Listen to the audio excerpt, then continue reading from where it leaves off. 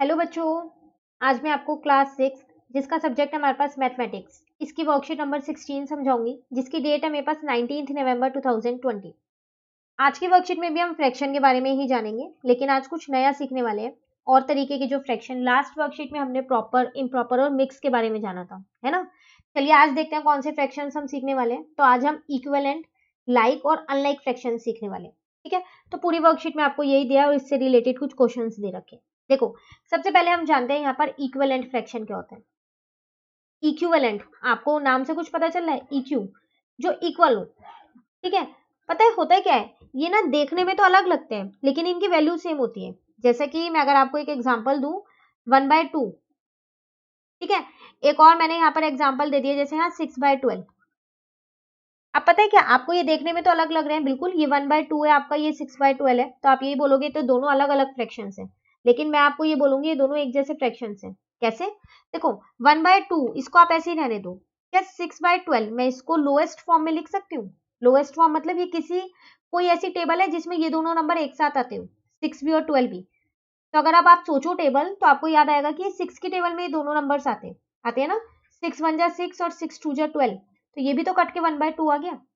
अब आप जरा यहाँ ध्यान से देखो, ये भी 1/2 है और ये भी 1/2 है नहीं है, ये सेम सेम। तो इन फ्रैक्शंस को हम बोलते हैं इक्विवेलेंट फ्रैक्शन, जो दिखने में तो थोड़े अलग से लगते हैं लेकिन जब हम उनकी वैल्यू निकालें ना तो वो बिल्कुल सेम होते हैं।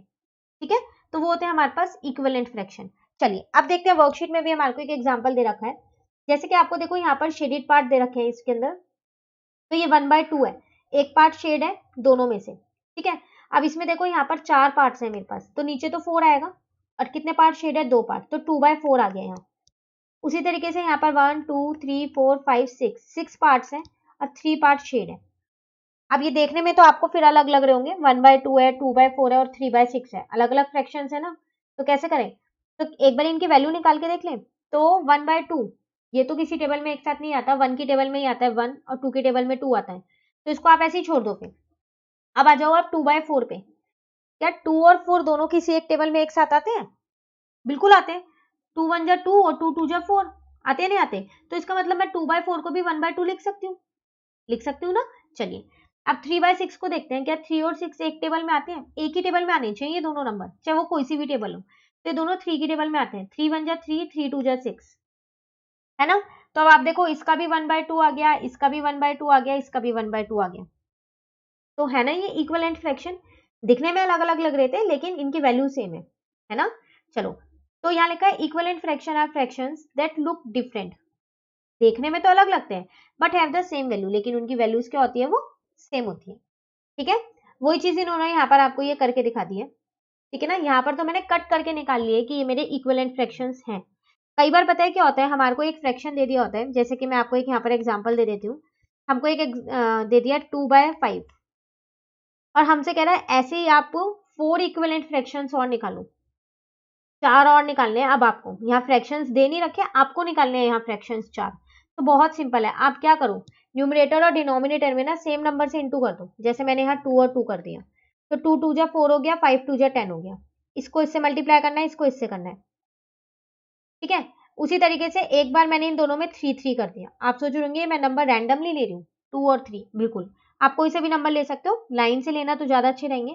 मेन क्या है पता है, ये कट करके 2/5 ही आना चाहिए। करके देख लो आप, इसे कट करोगे तो 2 आएगा, इसे कट करोगे तो 5 आएगा। क्यों? क्योंकि ये 2 की टेबल में दोनों नंबर आते हैं, 4 भी और 10 भी। आगे ना वापसी वही 2/5।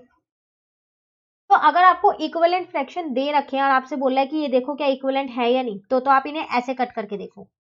लेकिन अगर आपको एक फ्रैक्शन दे दिया और आपसे कह रहा है कि इक्विवेलेंट फ्रैक्शंस आपको निकालने हैं, तो आप इस तरीके से निकालोगे। ठीक है, हमारे पास वर्कशीट में अभी क्वेश्चन है आगे, तो उससे आपको और अच्छे से क्लियर हो जाएगा। चलिए अब आगे बढ़ते हैं। तो अब आपको यहाँ पर दे रखा है लाइक और अनलाइक फ्रैक्शंस क्या होते हैं। तो लाइक फ्रैक्शंस में आपको बताती हूँ क्या होते हैं। देखो, डेफिनेशन याद रखना बहुत मुश्किल है लाइक और अनलाइक की, काफी लेंथी डेफिनेशन है, तो शॉर्ट में हम समझते हैं। लाइक फ्रैक्शंस वो फ्रैक्शन होते हैं जिनके डिनोमिनेटर जो है वो सेम होते हैं।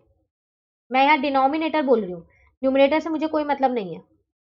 डिनोमिनेटर सेम होने चाहिए। जैसे कि एग्जांपल आपको यहाँ वर्कशीट में दे रखा है, 3/5, 1/5, 2/5, 4/5, 6/5। आप देख लो इन सबके डिनोमिनेटर 5 है, सेम है ना। तो ये सारे मेरे क्या है, लाइक फ्रैक्शंस। जबकि अनलाइक फ्रैक्शन क्या होता है, उल्टा है इसका, लाइक का उल्टा अनलाइक होता है ना, तो आप इसको भी उल्टा कर दो। अनलाइक फ्रैक्शंस वो फ्रैक्शंस होते हैं मेरे पास यहाँ पर जिनके डिनोमिनेटर जो है आर नॉट सेम, ये सेम नहीं होते, अलग अलग होते हैं।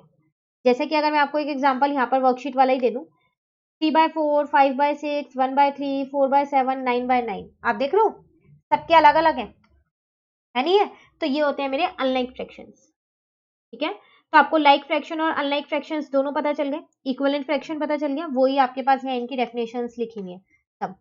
चलिए अब आते हैं हम जो क्वेश्चंस हमको दे रखे हैं। तो क्वेश्चन नंबर 1 में हमसे क्या कह रहा है यहाँ पर, right 3 equivalent fraction of the following, कह रहा है इन सबके 3 फ्रैक्शंस आपको लिखने हैं। पहला है 1/6। ठीक है, तो चलो यहाँ लिख देते हैं हम यहाँ पर 3 इक्विवेलेंट फ्रैक्शंस ऑफ 1/6 आर। तो अभी मैंने आपको बताया था अगर आपको निकालने हो इक्विवेलेंट फ्रैक्शन, आप क्या करो, कोई भी एक नंबर को न्यूमरेटर और डिनोमिनेटर में दोनों से मल्टीप्लाई कर दो। तो मैं एक बार 2 से कर देती हूँ, तो 2 1 जा 2, 2 6 जा 12। ठीक है, फिर मैंने पता है क्या किया, एक बार 3 से कर दिया, तो 3 1 जा 3 हो गया और 3 6 जा 18 हो गया। न्यूमरेटर को न्यूमरेटर के साथ मल्टीप्लाई करोगे और डिनोमिनेटर को डिनोमिनेटर के साथ। ठीक है, 3 निकाल लेना, तो एक बार मैं 4 से भी कर देती हूँ, 4 1 जा 4, 4 6 जा 24। ठीक है, तो मेरे 3 इक्विवेलेंट फ्रैक्शंस ही आ गए, एक ये रहा, दूसरा ये रहा और तीसरा ये रहा। ठीक है ना, बी पार्ट भी आपके पास यही है, चलो बी और देखते हैं अब यहाँ पर। तो 2/7 है, तो सबसे पहली बात तो यहाँ पर हम लिख लेते हैं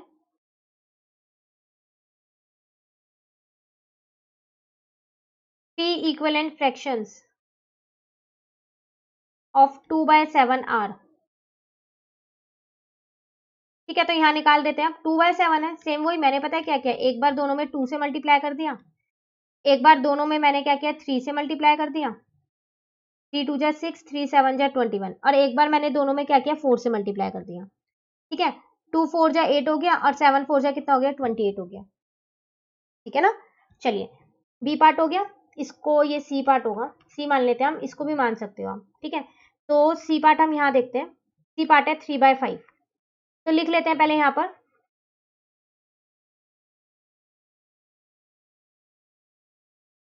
3 इक्विवेलेंट फ्रैक्शंस ऑफ 3/5 आर। आपकी बार 3/5 के निकालने, तो 3/5 को एक बार आप 2 से मल्टीप्लाई कर लो, सब में रूल सेम रहेगा, बस आपका फ्रैक्शन चेंज हो रहा है। तो 3 2 जा 6, 5 2 जा 10 हो गया। ठीक है, एक बार इसको क्या करो 3 से कर दो, याद रखना न्यूमरेटर और डिनोमिनेटर में सेम नंबर से मल्टीप्लाई होगा। 3 3 जा 9, 5 3 जा 15, और एक बार आप क्या करो इसको 4 से कर दो। ठीक है ना, 3 4 जा 12, 5 4 जा 20। ठीक है, तो ये आपके 3 इक्विवेलेंट फ्रैक्शंस आ गए। ये आपके पास 4 या 5 इक्विवेलेंट फ्रैक्शंस भी आ सकते हैं क्वेश्चन में जब आपके एग्जाम होंगे। तो कुछ नहीं करना, 4 पे हमने खत्म किया, अगली बार 5 से कर देना, फिर 6 से कर देना, जितने मैम पूछे आप उतने निकाल सकते हो। ठीक है, लास्ट पार्ट है गया डी पार्ट, चलो वो भी देख लेते हैं।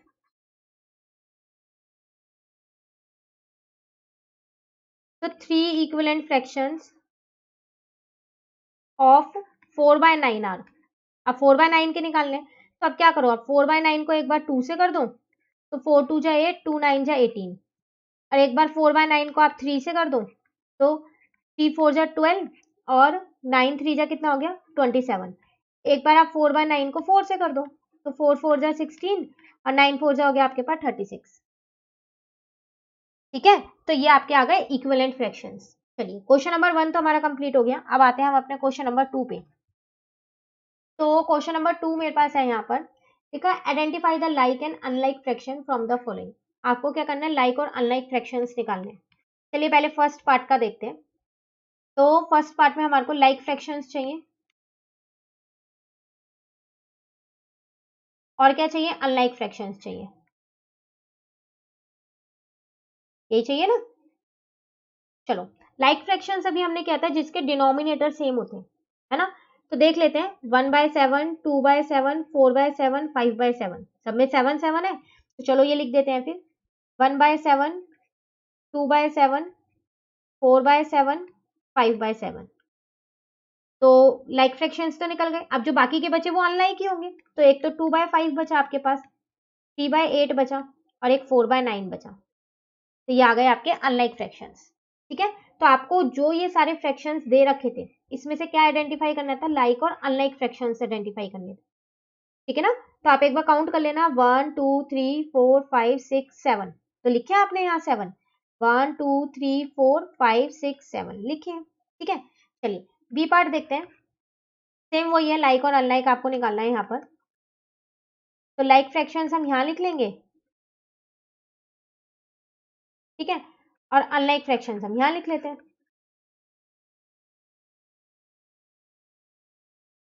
ठीक है ना, चलिए तो लाइक फ्रैक्शन जिसके डिनोमिनेटर सेम है, तो देख लेते हैं। 11 मुझे दिख रहा है लगभग, तो 4/11, 5/11, गलती से 11/17 मत लिख देना, डिनोमिनेटर सेम होना चाहिए, न्यूमरेटर से हमें कोई मतलब नहीं है। ठीक है, 7/11 और 6/11 चार ही मिल रहे हैं, चलो लिख लेते हैं फिर हम।